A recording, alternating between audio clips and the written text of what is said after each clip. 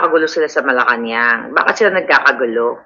Kasi nataranta sila na binulabog natin sila kagabi. Diba? Binulabog natin sila na sila ay what? Sila ay nag-aaway-away dito sa pera natin. Pera ng bayan na pinambabayad sa trolls. Okay? Or sa mga ensimada trolls. Pero syempre pinakamahalaga palangga na ipaalala ko sa inyo na mag-follow kayo sa ating channel, sa ating Facebook channel na Maharlika Network. Okay, right now, habang nagbablog tayo, ito po yan gusto ko lang kayong bigyan ng babala. Okay? Sa ngayon, we have 7.4 followers sa ating Maharlika Network. Pansinin nyo po yan ayan, yan po yung legit. So, meron pong nanggagaya sa atin, nag-fake page. Actually, ito po ay pakana ng Presidential Communications. Yan yung ginagawa ngayon ni Bukangkang Ridao at ni Patricia Martin at ang mga kaalyado niya dyan, the whole Presidential Communications. So, ito po yung fake page. Kung pansinin ninyo, yan maging mapanuri kayo, 21 followers lang siya. Okay, 5 likes. Yan po yung 4.6 likes na yan. 7.2 fake po yan. Ginawa-gawa niya lang po yan. Okay? Kita nyo yan, fake yan. Huwag po kayo mag-follow dyan. Okay? Dahil kinopya niya yung aking, ninanakaw niya yung aking mga video. Ito po yung legit nating Facebook page. Ayan. Okay? So, tignan ninyo. We have 7.4. I-click ninyo yung maraming views. Okay, yung fake page ay ilan lang ang views na kasi yan po ang target nila sa Presidential Communications. Huwag po kayong magpapabudol. I-must report niyo. Actually, pangatlo niya nang gawa yan. Pangatlo nang gawa yan ng Presidential Communications ng gobyerno para lituhin kayo. So, nireport ko ng intellectual property. So, na-take down yung dalawa, pangatlo niya nang gawa yan. So, imagine niyo, yan ang tinatrabaho ng gobyerno, ng Presidential Communications para agawin kayo sa akin. Pahayag ba kayong agawin kayo sa akin? Siyempre, hindi, di ba? Okay. So, in relation to that, ulayin muna tayo ang nagbubuljakan sa palasyo.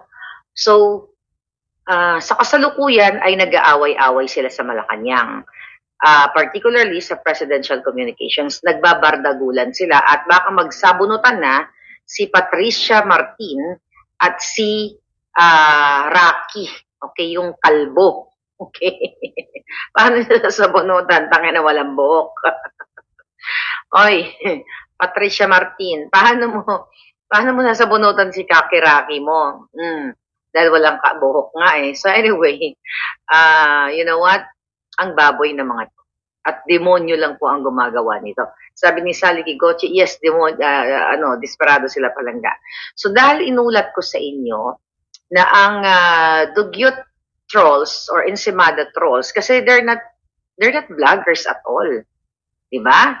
They are bayaran. At sila po, ang mga dugyot na ito, yung mga ensimada na tumatanggap ng pera galing kay Bukangkang, galing sa Presidential Communications, galing kay Lacheloy, galing sa kanila lahat, galing kay Lisa, galing kay Kuting, ay kalaban ng bayan.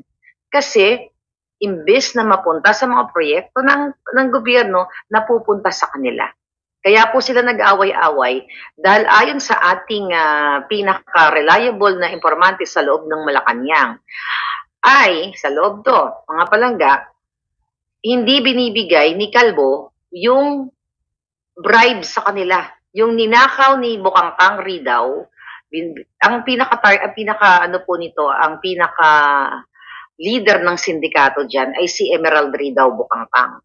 At itong kanyang assistant secretary na si Patricia Martin, okay, ay isa lamang asong julol ni Ridao para kausapin itong mga ensimada trolls katulad ni Kalbong Rocky dahil binubulsa o sinusolo ni Kalbo ang payola, ang bribe. Kita mo, ang mga mandurobo, nag-aaway-aaway, mga jutang sinina. Kita nyo kung gaano ko walang hiya to mga to. Yan kasi ang napapala ng hindi marunong magbanat ng boto. Ikaw kalbo, ikaw Raking kalbo, naalala ko nung umuwi ako nung, I think that was 2018 sa Pilipinas. 'Di ba? Naki-ride ka pa sa akin. 'Di ba? Social timer ka eh. Akala mo kung maka-project ka may pera ka. Iba nakiki-ride ka lang. Okay, wala naman sanang problema kung mahirap ka. Ako kahit kailan hindi naman ako nagmalaki dito na ako yung mayaman or what. Dahil hindi naman. 'Di ba? Magpakatotoo ka. Lalo na, okay? Kung wala ka naman. Wala kang ibubuga dahil tamad ka. So, ang ginagawa mo, kalbo, kayo ni Patricia, magsabunutan kayo. Well, lugi si Patricia sa'yo dahil wala kang buhok. You know, yan ang napapala ninyo, mga ensaymada trolls, na ibinibenta ninyo ang inyong mga kaluluwa kay Satanas, o kay Rida, o kay Bukangkang, o kay Kuting, o kay Lisa. Dahil yan ang utos ni Lisa Ahas, ni Lisa Smugs, na bayaran lahat ang pwedeng bayaran. Kapag wala ng silbi, gorgorin o itapon sa bangin. Yan ang mangyayari sa inyo. So ngayon nag-away-away sila palangga dahil hindi nila alam, hindi nila matumbok kung sino yung puting ahas ko. It just so happened na hawak ko ng ebidensya. Kaya nga wala nang question mark, wala nang allegedly, walang question mark. Diretso kong inaakusahan ang presidential communications, si Marcos Jr., si Kuting, dahil mga bataan na yan, na ninanakaw ang pera ng bayan at binabayad sa trolls. Kaya imbis na ayusin, sabi ko nga, ang communication department, ang inaasikaso ang gumawa ng fake page para lituhin kayo, para agawin kayo sa akin. Diba? Napakawalang hiya talaga mga kababayan. Kaya naman, sa sobrang kabubuhan at katangahan nila, itong si Marcos Jr. bangag ay binati ang new winner na Taiwanese president o president of Taiwan. Nabalitaan niyo ba yon, mga kapalangga? Alright. So mamaya-maya isa-isahin ko yon. Okay? Tapusin muna natin itong mga dugyot. Right? So sabi ko nga, hi BL, bagong lipunan, Roy. Okay, si Alma Fernando nandito. So kaya sinasabi ko sa inyo, milyon-milyon ang budget ng Presidential Communications para umulat o mag-ulat sa ating bayan ng mga ginagawa ni Kuting. Pero paano nga sila mag-uulat ng kabutihan na ginagawa ni Kuting dahil puro palpak? Dahil ang pinagkakabalahan ni Emerald Bukangkang, okay, dahil siya daw ang reyna ng social media, ikaw ang reyna ng social media ng kapeke-pekean ng fake news. Maliban sa bumubuka-buka yung tipay labong mo dyan para magkapera. Di ba? Noon pa lang, binubuka mo na yung kipay mo para magkapera dahil tamad kayo. Hindi kayo marunong magbanat ng buto, ng fair, ng patas na hanap buhay. Ang gusto ninyo, magnakaw sa kaban ng bayan. Gusto ninyo magpasosyal, magpabuka-buka ka ng kipay mo sa New York, naalala niyo yun? Yung nag-split, okay, sa New York. Gusto nyo palang kumain ng masarap, gusto nyo palang mag-travel, gusto nyo palang mag-social climber. Okay lang mag-social climber ka kung kaya mo. Diba? Kung kaya mong bilhin. Pero ang ginagawa ng mga hayop na to, bininanakaw ang pera ninyo, nating lahat. Walang problema kung gusto mo magpakasarap sa buhay mo, basta hindi ninakaw sa kaban ng bayan. At ikaw, Patricia, Martin, at ikaw, Rocky, okay? Buhay, lahat kayo actually dyan, buhay pa kayo, inuud na mga kaluluwa nyo dahil hindi kayo makalamon, mga patay gutom kayo. Hindi kayo makalamon sa patas na pagtatrabaho.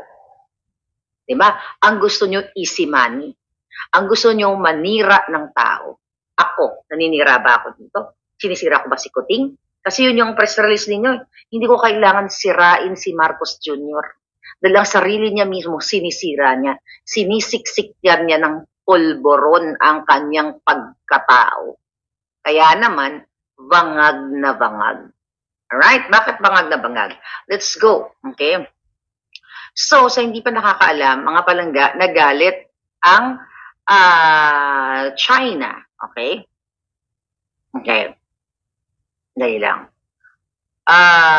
Nagalit ang Foreign Ministry ng China dahil sa katangahan o kasyungaan ng presidential communications.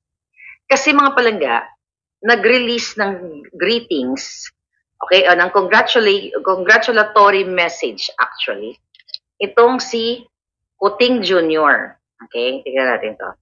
Si Kuting Jr. Tingnan natin, i-edit natin to ng bonggang-bongga pala. Okay, ready ko lang. Okay, ito na. Nag-release si Kuting Jr. ng congratulatory message sa President-elect Lai Ching-te ng Taiwan. Alright, ito ang sabi niya. On behalf of the Filipino people, I congratulate President-elect Lai Ching-te on his election as Taiwan's next president. We look forward close collaboration, strengthening mutual interest, fostering peace, and ensuring prosperity of our peoples in the year's end. Ayan po yung greetings ni Kuting. Okay? Ayan. So ano nangyari dyan? Dinilit nila yan. At sino ang nagsulat ng congratulatory message na ito? Ang nagsulat po nito ay walang iba kundi ang grupo ni Emerald Bukangkang. At yan sila Patricia, sila kasi, sila Franz Imperial, sila Gerard Barria, sila Honey Rose, yung mga baka ng inang mga yan, sila ang admin ni Kuting sa Facebook page. Alam ko yan. So para lang makisabay, dahil nagbati na rin ang Amerika, okay, dito sa tayo President-elect, ay gumaya-gaya ang mga buwaka ng ina without consulting the DFA o, you know, without consulting Kuting. So, ibig sabihin, malinaw pa sa sikat ng araw na si Kuting ay talagang bangag. At bawat nire-release ng presidential communications, especially kung statement ng presidente na pinapalabas nila, dapat yan alam ni Marcos Jr. Pero ang nangyari, bangag nga dahil nagpupulburon. So, naglabas ang ng article, January 17, ang Macau Times, Macau Daily. Sabi dito, Beijing blasts Marcos for congratulating Taiwan winner election. Ano nangyari dyan mga palangga? Ang sabi dito, China's Foreign Ministry summoned the Philippine ambassador yesterday and denounced President Ferdinand Marcos Jr. congratulatory message to the winners of Taiwan leader election Lai Ching-te. So, ibig sabihin, mga palangga, pinatawag, sinumon ang ating ambassador sa Pilipinas na kung sa China pala. Ang Philippine ambassador to China ay pinatawag ng ministry spokesperson na si Mao Ning. Okay, at sinasabi niya na ang ginawa ni Marcos Jr., ito ang exact word niya, seriously violated the political commitments made by the Philippines to China and rudely interfered in China's internal affair. So, ibig sabihin nito ay hindi talaga nagbabasa si Kuting, hindi niya alam kung ano yung kanilang, ang Philippine and China, what they call it, agreement in terms of sa pakikialam ng internal affairs.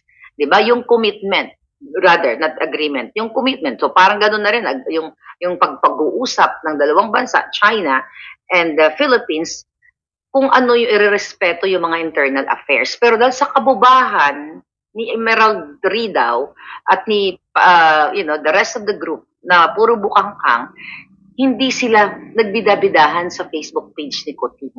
Okay? Tuloy lang natin dito.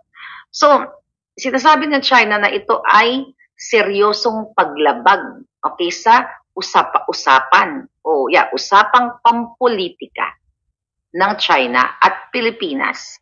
Na sinasabi ng China, China claims Taiwan as its own territory to be recovered by force if necessary and angrily condemns statements that appear to confer legitimacy on island's government. So, ang ibig sabihin ng China, mga palangga, dahil nga meron silang dispute sa Taiwan na kiniklaim ng China, dahil probinsya lang yan Taiwan, di ba, dati.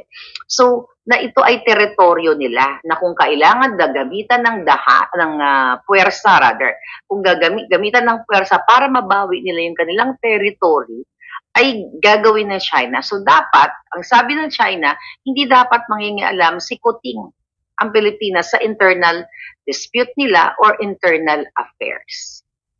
Ngayon, sabi ng ambassador, ng spokesperson ng China. We would like to sternly tell the Philippines, kasama tayong lahat dyan. The Philippines eh. So mayroon tayong karapatan na magdadadakdak dito. Okay, sabi ni China, we would like to sternly tell the Philippines not to play with fire on Taiwan issue. Immediately, sabi niya, stop making wrong words and deeds on Taiwan-related issues and stop sending any wrong signals to Taiwan independence and separatist forces. Anong ibig sabihin nun, Palangga? Kinukundi na, okay, ng China ang pangingialam ni Kuting o nating lahat ng mga Pilipino ng Pilipinas at sabi niya, wag daw maglaro ng apoy. Ano ba ibig sabihin ng maglaro ng apoy? 'Di ba? Sa atin na maglaro ng apoy is tsuktsakan 'yun, 'di ba? Sa atin. So ngayon ang ibig sabihin ng China, paninindak 'yun. Na wag niyong subukan. Okay, wag niyong subukang makikialam sa internal affairs namin kasi may kalalagyan kayo. Magkakaresulta ito sa mga bagay-bagay na hindi niyo ine-expect. Danger, kumbaga. Sa madaling sabi, huwag ka maglaro ng apoy dahil ito ay pwedeng magresulta sa maapoy. You know what I mean? Sa kaguluhan. Dahil sa pangingialam sa simpleng post ng Presidential Communications sa Facebook ni Puting dahil nga si Marcos Jr. ay syunga, bangag, hindi niya inalintana, wala siyang pakialam kung anong ginagawa ng mga tao niya sa baba. Kaya itong mga to, dahil nag-aaway sila sa payola, sa bribe, sa bayaran, di ba? In connection dito sa report natin, kaya hindi na alam ni Kuting na napapahamak niya na ang ating bayan. Di ba? Sabi ng China, huwag kayong maglaro ng apoy.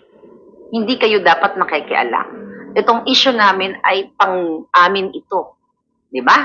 Huwag kayong magsalita ng mga ganyang mga mali-mali chuchu kasi may kalalagyan. Parang yun na yung sinabi niya nga, don't play with fire. Ngayon,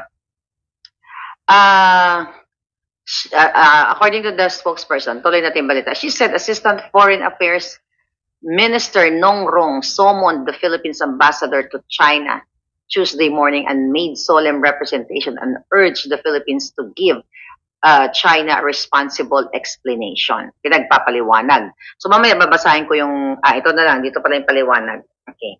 Dito po yung paliwanag ng Chinese Philippine ambassador to China. Okay? Tingnan natin kung may kwenta yung kanyang paliwanag. Alright. Okay. Sabi niya, the Philippines and Taiwan share mutual interest which include the welfare of nearly 200,000 OFWs in Taiwan. The message of President Marcos congratulating the new president was his way of thanking them for hosting our OFWs and holding a successful democratic process. Nevertheless, the Philippines reaffirms its one China policy. So definitely, palusot lang na kunyari yun, no, yung ating ng mga OFW dyan in connection with the OFW, di ba? Dahil yung parehong interest, worker natin dyan, 200,000 na OFW, parang, it's just, sinasabi ng DFA dito, ay parang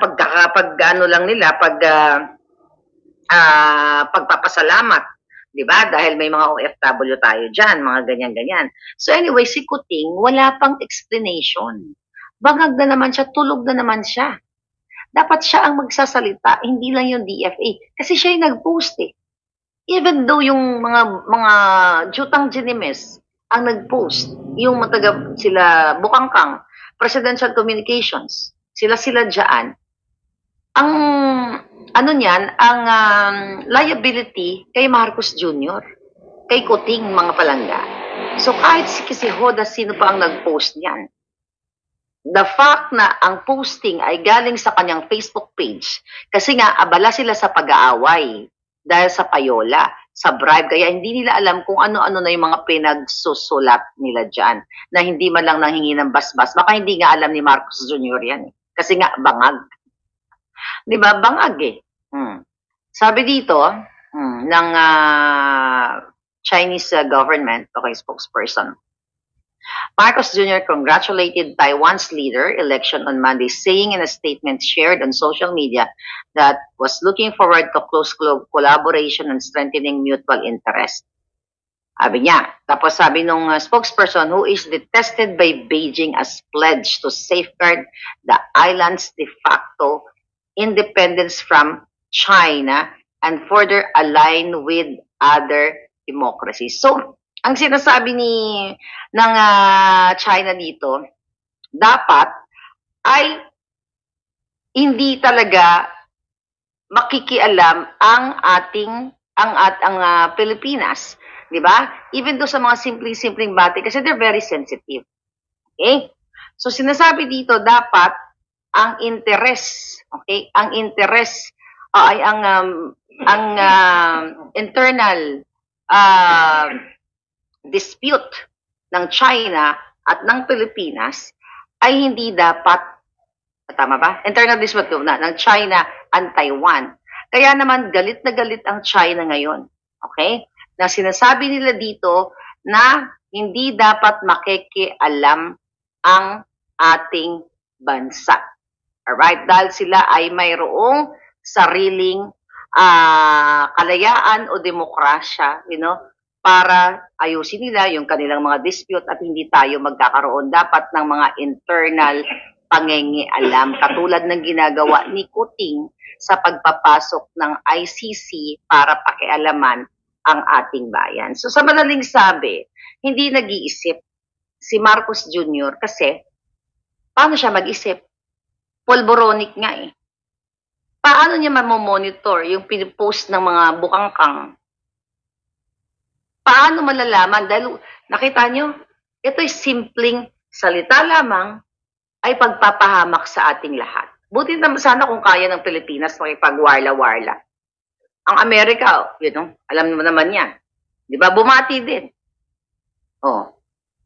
Ano ang sinabi ng ng balita?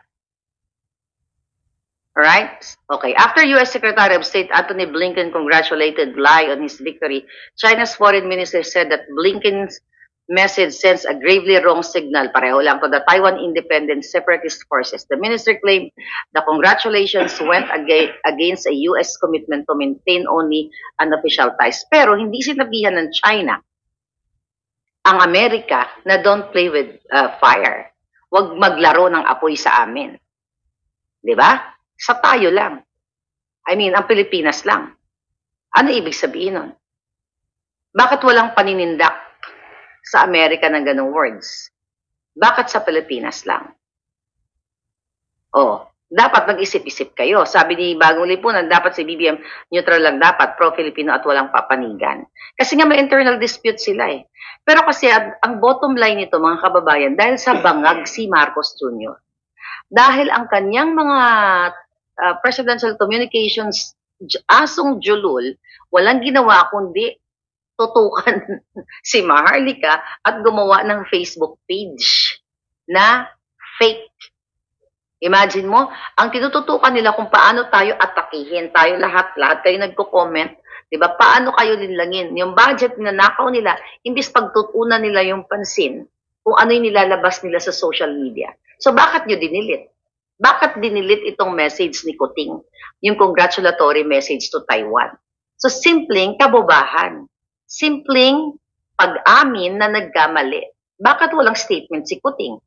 Kasi bangag pa. Nakita ninyo? So isang pagsasalarawan na incompetent ang mga tao ni Kuting sa Presidential Communication Office.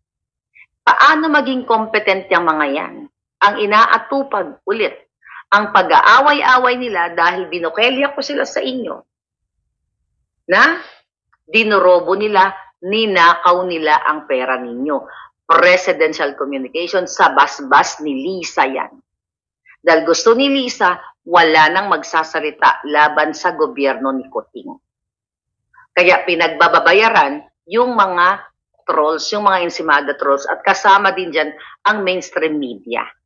Kaya paano maging competent, maging effective, efficient ang isang sangay ng gobyerno kung ang inaatupag nila pagnanakaw, panggigipit, pang-aaway behind the scene, pagpapabagsak na mga page, paggugurgur sa mga taong hindi umaayon sa kanila. So dahil sa kasyungahan nila, ayan, napahamak. Ngayon kung matapang si Kuting at pinanindigan niya yung congratulatory message niya, bakit nyo dinilit? Natakot kayo, ganon? Bumag ang buntot nyo. Akala ko ba lalaban tayo? Kuting. Hindi mo pa una si Sandro yan, pabitbitin mo ng armas. Akala ko lalaban tayo sa China. Diba? Hindi tayo magpapaapi. O bakit bumahag ang buntot mo? Bakit nyo binura? Diba? Yan ay maliwanag again na pag-amin. Right? Mga palangga, pag-amin sa kasalanan. Okay. Tignan natin to. Oh, mga walang hiya talaga, di ba? Tignan natin mga hitag. Sana yun. Mahalika, mahal kita. Si R.C. Reyes. Thank you, palangga. So, nako, unang lalayas ng pamilya ni BBM kapag irahin na tayo ng China. Alright. Don't play with fire. Ibig sabihin, wag traidor, PPBBM. Ha, ha, ha. Sabi ni Jory Severno, it's not more than that, palangga. Don't play with fire with us. Kasi may kalalagyan ka. Yun ang ibig sabihin niya. Hindi literal na ano. You know? Ibig sabihin, magiging literal yun. Maraming fire. Kung patuloy na magmumukhang bangag, well, hindi patuloy. Tuloy-tuloy namang bangag si Kuting. Kung pababayaan nyo na si Kuting ay matapos niya, well, I don't think so. Do you think matatapos ni Kuting ang kanyang, ang kanyang, ang kanyang term? I don't think so, mga palangga. Hindi niya matatapos. Dahil, next, meron kayang bomba si Amy Marcos. Okay, meron ba siyang bomba? Pinanood ko yung interview ni Amy Marcos, okay, 3-4 hours ago dyan sa Pilipinas, sa ANC, doon kay Carmina, yung reporter nilang parang akala mo laging kinakangka. I mean, napansin niyo ba yun? Wala naman akong against sa taong yun, pero later dito babasahin ko yung interview, yung report, yung anchor na yun, pag nagtatanong parang laging may nakapasok sa BBI, parang laging may nakapasok sa Kipay Labong, di ba? Alam niyo yun? Anyway, yan yun na yun si Carmina. Okay. So, mga kababayan,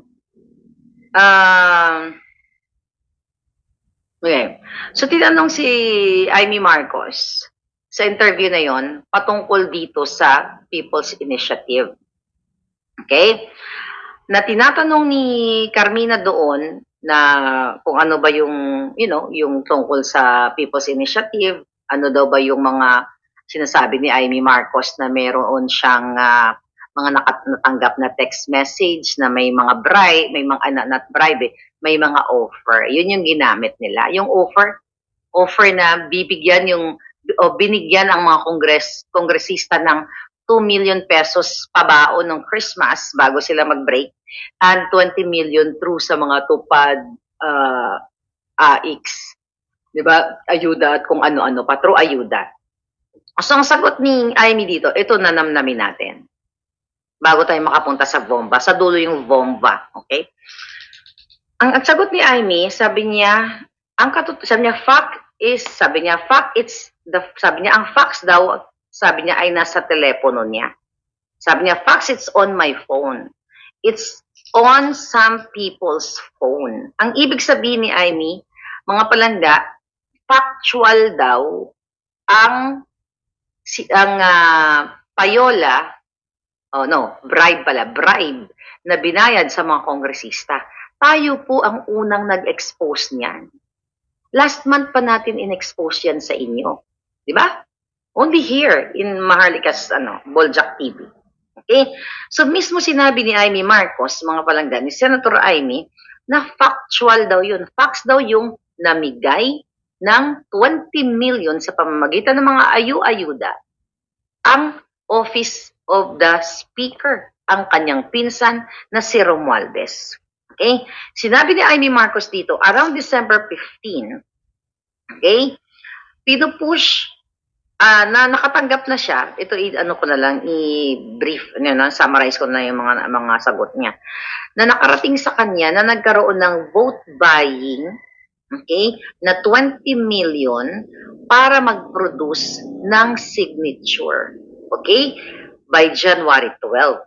Ito yung expose ko, and thank you, at least nakakita ni Amy to, sabi ko nga sa inyo, kung nakakarating sa akin, mas nakakarating sa kanilang lahat.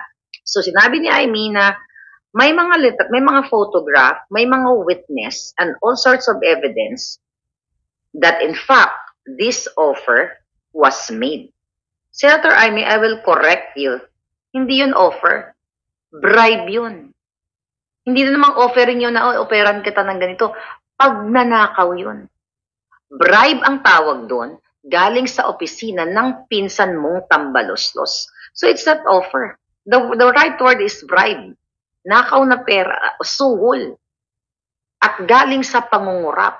Ngayon, this is very powerful. This is bomba. This is part of the bomba. Why? Kung sinabi mismo ng presidential sister na factual, ang pagbigay, ang pagbayad nun, pagsuhol sa mga kongresista galing sa office of the speaker, mga kababayan, kung nakay Amy ang mga listahan, lahat ng nakatanggap. Walang puwang sa House of the People, sa Congress, ang mga buwaka ng inang kongresista na tumanggap ng 20 plus 2, total of 22 million pesos galing sa kaba ng bayan. Ilan sila ang nakatanggap? Let's say 300 plus. Okay? Ilang bilyon? Bilyon. Okay, compute natin. Okay? Let's say 316, 318 sila. Compute natin. Factual, sabi ni Senator Amy. Okay? 22 million, okay, times ilan sila? 318. Okay? So, 6 billion. Tama ba computation ko? Okay? 20 million. Diba? Tama ba itong calculator ko? Ayan. No, 22 pala, not 20. Ikabaguhin natin. Okay. 22 million each. Ito yung mga hayop na to. 22 million each. 318 na kongresista. Yes, billion, 6 billion. Okay? 6.9 billion pesos. Kung ito ay nabigyan na, I'm just saying, kung nabigyan ang 318 na mga kongresista. 6 billion ang bribe, ang suhol, ang corrupt money na ibinigay dito sa, kung binigyan sila lahat ng 22, total of 22 million na ninakaw nila sa pondo ng Pilipino para i-push ang People's Initiative. Galing po yan sa statement ni Amy Marcos na sinabi niya may mga ebidensya at mag-open siya ng investigation. At dapat kung sino ang mga nakalagay doon na mga pangalan, dapat wala na silang puwang sa Kongreso. Kasi ito ay pagnanakaw, corruption, betrayal of public trust, lahat ng kababuyan kasamaan. At walang puwang, lahat sila kung nakatanggap ng tig 22, even 2 million, even 1 million. Diba? Dahil pagnanakaw yan sa kabanang bayan, coming po ito sa statement, sa interview ni Amy Marcos. Ito naman si Carmina na parang laging may nakasalugsog sa Kipayla Boom. I see you're watching. Thank you. Tumawag ka. Now, sabi ng anchor, do you think that this offer were made without the knowledge of the speaker? Carmina, you know what? Kapag reporter ka, dapat meron kang magaling na follow-up question. Okay? Makikinig ka. Okay? Pakikinggan mo yung sinasabi ng iyong guest. Okay? Ngayon, hindi to offer, hindi na to in-offer. Offeran kita kasi friends tayo. This is bribe. This is corruption. Diba? Pag sinabi mo kasing offer, parang walang nangyari, diba? Parang walang nanakaw. Pero pag sinabi mo, actually pareho kayo, Senator Amy and Carmina, don't play with the words. We're not stupid here, mga palangga. That's not offer, that is bribe. Pwede mo sabihin offer na bribe. Okay? Ang sagot ni Amy dito, it's unlikely. Okay, ang tanong, di ba? Do you think that this were made without the knowledge of the speaker? It's unlikely. So, ibig sabihin, mga palangga, may knowledge si Speaker of the House because the numbers, sabi ni Amy, the numbers, yung telephone numbers na nag-utilize, na nag-text, okay, sa mga kongresista para i-push ang signature dun sa People's Initiative ay galing, sabi ni Amy, ever from the office of the Speaker. So kung coming from the bomba, from the statement of Amy Marcos, na nanggaling sa opisina ng kanyang pinsan na Speaker of the House, tambalos-los. Ay, sabi niya pa to, sabi, ng tambalos-los na ang mga text messages galing sa mga abogado, sa mga staff. Dapat lahat yun, lahat ng staff ni tambalos-los, lahat sila na nagpakalat nitong text, hindi lang nagpakalat, na nag-send at nagbigay ng bribe money, dapat sila ay mapunta sa kumukulong kumunoy at nang matapos na sila. Formula Farmer, yes. It's total of 22 million plus yung 2 million nung bago sila mag-break nung Pasko. It's total of 6-point-something billion. So ngayon, sabi ni Amy Marcos dito mga palangga, in the beginning, I thought it could have just been some random text message daw, okay? But later, sabi ni Amy, I realized that they were from the office of the speaker. Okay? Staff, attorney, okay? Na talagang empleyado, sabi niya, from the speaker's office. Okay, yun ang sabi ni Amy, ha? Ito, observation ko lang dito sa interviewer. Kasi kung ako ang interviewer, ito ang sabi sa akin, may mga follow-up question ako dito. Okay? So, sinasabi ni Amy na sigurado siya. Ay, hindi sigurado, na based dun sa mga telephone numbers na nag-send sa mga kongresista ay galing sa opisina ng kanyang pinsan. Ang sabi ni Carmina, okay, which brings me now to an earlier interview that you had, and this is what you said. Tinwist mo na eh. Carmina, sa reporter, nagkaroon ka na ng chance. Dito sa sinabi niya, di ba? Nagaling mismo sa Speaker of the House ang mga text messages. Tumalon ka na kasi next na sinabi ng reporter, sabi niya, para namang, binalik niya yung sinabi ni Amy Marcos nung, I think that was a couple of months back, just recently, na sabi niya, sabi niya, that will brings me now to an earlier statement mo. Sabi niya, so, ito yung statement daw ni Amy na parang, para namang, ano yung sabi niya? Napipili natin ang kamag-anak. Okay, para namang napipili natin ang kamag-anak. Sabi niya, okay naman si Martin dati. Hindi ko naman akalain na magkakaganito siya. Okay, akala ko noon ay susunod lang siya at hindi ko maintindihan kung saan nanggaling ito. So nakita mo yung juicy part, ay hindi, na mismo reporter, yung juicy part. I mean, yung kumbaga fire ng statement ng guest mo. Okay? Na si Amy, na sinabi niya mismo, factual, na nanggagaling sa opisina ni Martin Romualdez ng Speaker of the House ang mga text messages para bigyan o alokin ng tig 20 million pesos na pera galing sa kaban ng bayan para isuhol o i-bribe sa mga kongresista. You just ignore that. Yan ang pinaka-powerful na dapat pa yung mga follow-up. Dapat masyak ka ng bonggang-bongga.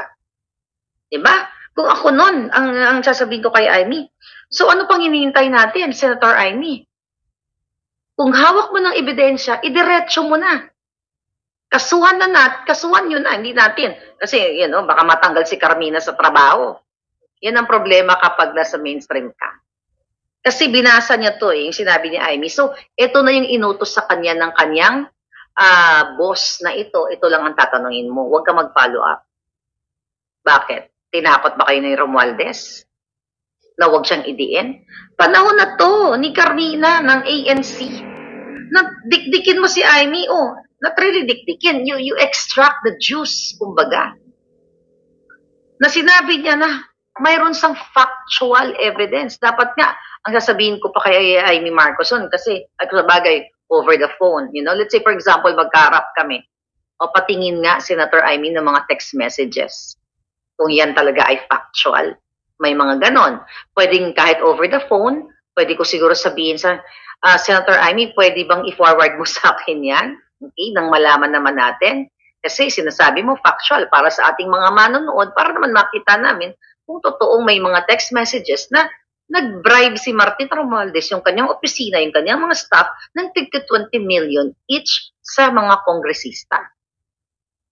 Wala eh. Parang may nakasalampak sa kipay ni Carmina eh, kaya hindi makatanong. Ay, sabi, which brings me na. Napanood niyo ba yan? Senator, I mean, which brings me, sabi niya, which brings me now to an earlier interview that you just said. Many. Nakakaloka. Factual o factual. Alright. Tapos sabi nung, di ba, binanggit ni Amy na akala niya si Romualdez ay susunod lamang. O itong susunod lamang sa kay, susunod lamang. So nilinaw ni Carmina, susunod sa alin?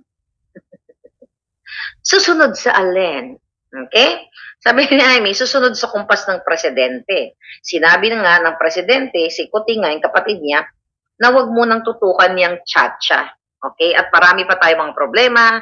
Eh bakit naman hindi sinusunod ang sinasabi ng presidente, di ba? Napaka-divisive yan, di ba? Sabi ni presidente. Hindi pa rin sumunod. Sabi ni Amy, oh. Ngayon, sabi niya ni Amy, ayun, ano na yan, yung signature campaign na yan. Tapos sa mga public works pala, mga public works contractor naman, naging katuwang nila na magpapirma-pirma niyang mga people's initiative na yan, sabi ni Amy. Sabi niya, so, yan, itigil na yan. Kasi divisive yan, makapaghati-hati daw sa ating mga Pilipino.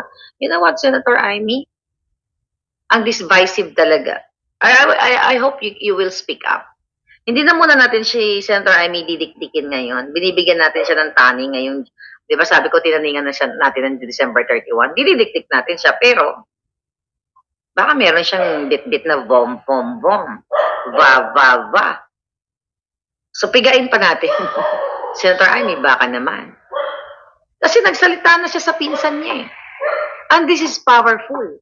Na sinabi ni Amy Marcos, medyo hangaan din natin si Amy dito kasi, pero babantayan natin siya.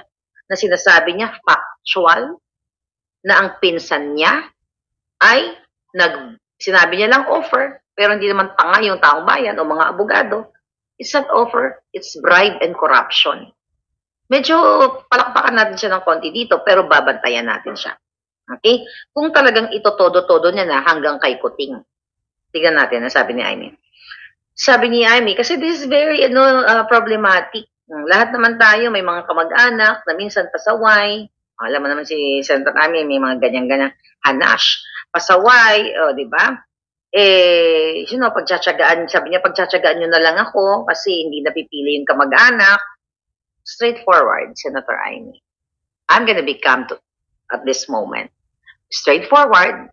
Total,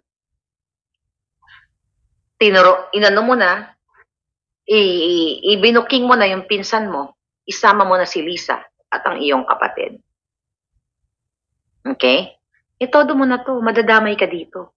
Sa paglubog ng kapatid mo, sabi mo nga walang kapatid, di ba sabi ko sa'yo, papatayuan kita ng rebulto. O nang standy na lang. Baka mahal yung rebulto, baka mapasubo ako eh. Pag nagpasabog ka ng bom, va, di ba? Hindi ko kayang rebulto, Senator Amy, di ba? Wala akong pera. Standy na lang, $100 lang kayang-kaya ko. Yeah. Patayuan kita. Yakap-yakapin ko rin. Yung standy mo, pag ginawa mo to, pag tinodo mo na.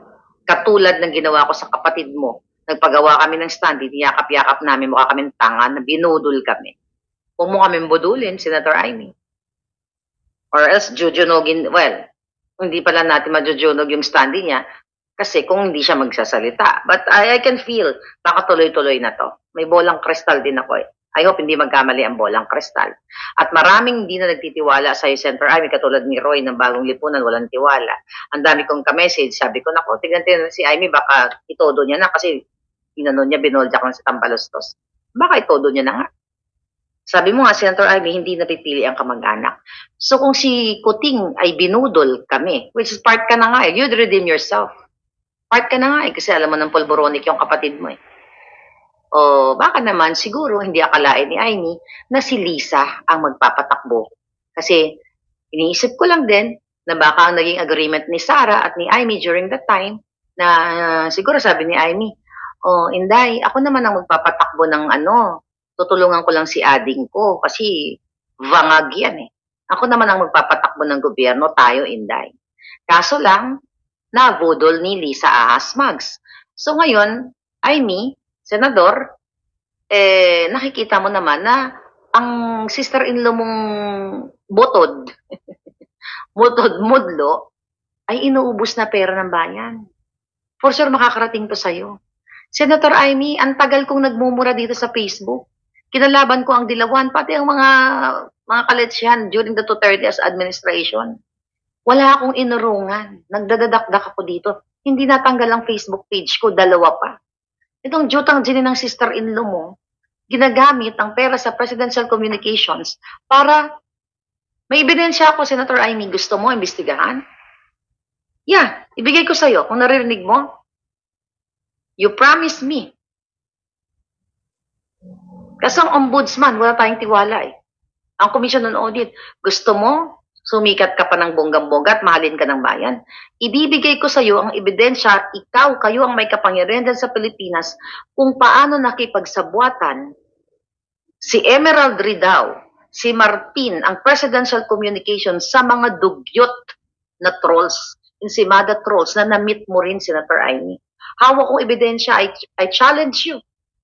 Kontakin mo ako. Dahil matibay na ebidensya ang hawak ko na ninakaw ang pondo ng presidential communications at ibinabayad sa kay Kalbo, kay Rocky,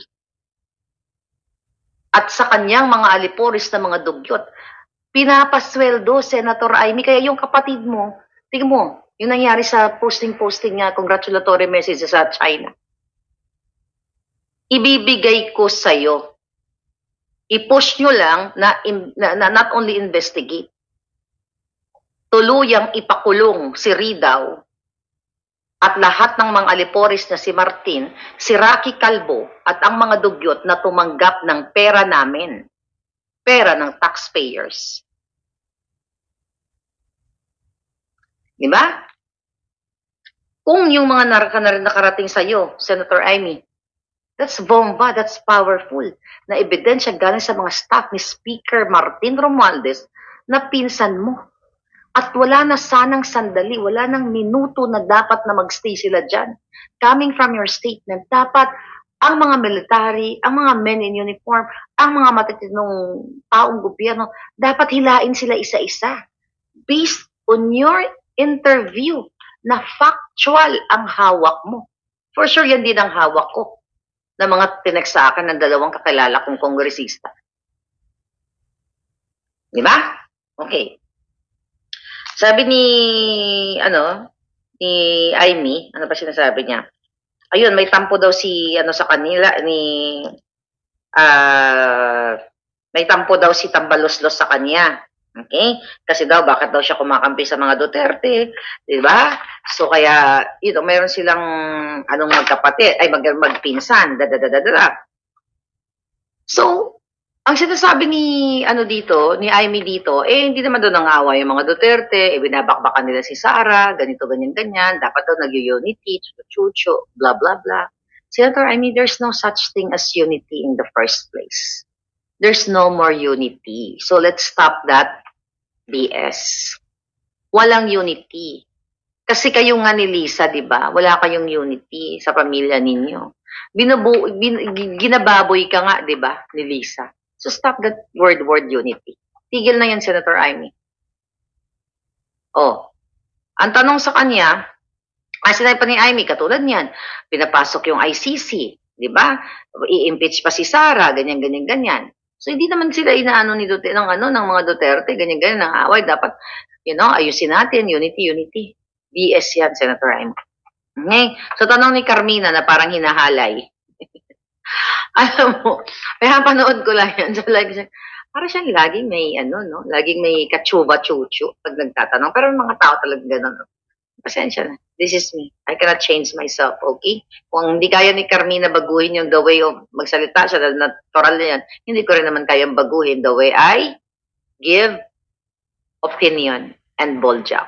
Guys, sabi ni Carmina, where does your loyalty end to the family? Sabi niya, where does your loyalty end to the family? Okay? Tapos sabi niya, and where's the loyalty to the Dutertes begin? Oh. Sabi ni Jaime, I don't think the Duterte puts me in any position where I am conflicted. Okay, sabi ni Jaime, what is very clear to me is that sabi niya, for family duty, I am always, okay? Sabi, I am always and always, ano sabi niya? I'm always, sabi niya, as ate daw can be counted for any help and support. Okay, so sa madaling salita, bilang isang ate o bilang isang Aimee, 'di ba? Andiyan lagi yung kanyang support. Ngayon, however, sabi niya, the fact of the matter, sabi niya, I was voted into the Senate, into public office by the Filipino people. I was not voted as a relative. Okay? Sabi niya, for primary responsibility, sabi niya, so responsibility ko ay talaga sa mga bumoto sa akin, sa mamamayang Pilipino. Laging mauuna ang bansa, hindi ang kamag-anak. Actually, maganda yung sinabi mo, Senator Aimee. So, ito ba'y bom bom bom, ba ba ba? So, kung binokelya mo na at nilalabanan mo na si Romualdez at sinasabi mong ikaw ay nasa katotohanan dahil factual ang evidence mo, isusunod mo na ba ang pulveronic issue ni Coting? Kung ang loyalty mo ay para sa amin, para sa mga Pilipino, ano pang hinihintay mo? Itodo mo na. I-explode mo na ang mga bonggang-bonggang, boom, boom, boom, ba, ba, ba, para sa Pilipino. Kasi ang sabi mo, ang loyalty mo nasa Pilipino eh. Mauuna ang Pilipino. At nakikita ninyo ang tensyon. Okay? Nakikita ninyo ang tensyon dito sa Pilipinas. Ang pangbabastos ng kapatid mo at ang pagdidemoralize niya sa mga men in uniform, hindi naman open yan, hindi naman yan, for sure alam mo yan. Masyado nang nabababoy ang Pilipino. 'Di ba? Sabi mo nga sa may mga sa pamilya, meron talagang naiiba, which is true. Ang kapatid mo naiiba. Kasi nga bangag, under desire. Papayag ka ba ang kapatid mo sinasapak na lang ni Lisa? Presidente ang kapatid mo, sinasapak niya. Bakit hindi mo torjakin si Lisa at ipakulong mo, i-drug mo? Dahil ngayon may nanalo na namang loto, 600 million ba? Maya-maya may nanalo sa loto, Senator Aimee. Tapos si Mel Robles, by the way, kapopost ko lang sa ating Facebook page sa Maharlika Network. Magbe-birthday. Di ba? Nakita niyo ba yon? Ito. Pakita ko. Ayan, Senator Aimee, ginagawa nila Lisa, pag-aari ang Malacanang. Ito. Sa Goldenberg Mansion, kaya ba pina-repair, Senator Aimee, ng buwaka ng ina mong sister-in-law? 60 years, yan po ang invitation, celebrating a sensational 60 years. Please join us for 60th birthday in honor of, ayan, si Langka ang nagpapanalo sa Lotto maya-maya on the 20th of January 2024. Ayan, Goldenberg Mansion, ayan po, mag-RSVP na kayo kay Mec Reyes. Ayan yung number na. Mag-RSVP kayo. Ito na lang bababoyin ni Mel Robles. Pag-aari ba nila yung Malacanang? Kung ganyan, na kung sino na lang na mga appointee ni Coting, mga magnanakaw, i-open nyo ang Malacanang, hindi lang sa mga kabinete, sa mga demonyo. I-open nyo sa buong bayan dahil hindi inyo ang Malacanang. At imagine nyo mga kababayan, pera ninyo ang gagastusin. Yung ibabayad sa mga logistics. Yung mga PSD, gwardiya, lahat, yung mga staff sa Malacanang. Pera yan ng Pilipino. Senator Amy, kung hindi mo to wawakasan, ang ginagawa ng Jutang Janina. Okay? Bago to, mainit-init. Tinatago nila to, pero dahil may puting ahas ako, Senator Amy, ayan, yang general manager ng sweepstakes, magbe-birthday dyan, 60 years old lang pala siya, akala ko 100 na. Mukhang bulok na bulok ang pagmumuka sa kapag nanakaw. Pera yan ng Pilipino. Yung mga logistics, yung mga taong magtatrabaho, pagsisilbihan kayo, bayad namin. Hindi nyo pera yan. Kaya yung mga Senator Amy, kung totoo ka sa iyong sinasabi na higit sa lahat, ang interes ng mga Pilipino, ano pa hinihintay mo? Hilain mo ang hipag mong bruha. Yung hipag mong luwa ang mata. 10 ng kanyang pamilya, luwa eh. Yung butod na yan, di ba? Senator Amy, sabi mo dati, ito galing na to sa puting ahas, na gusto mong bigyan ng pang-shopping si Lisa papuntang New York, bigyan mo ng pera para hindi naman gulo sa inyo dyan. Nalala mo yon? Totoo yun. Yung puting ahas ko, magaling yun. Ngayon, mga palangga. So, may mga sinasabi ni, dito, ni Senator Amy, may mga pa ba? So, sabi ni Carmina, ano yung view mo sa mga pangyayari ngayon? Diba, sa kapatid mo? Sabi niya, ni Amy, I am distraught. The tension within the unit team now. Sabi niya, I hope we are still able to patch things together. Sabi niya, I will continue my role as the self-appointed super ate ng Pangulo.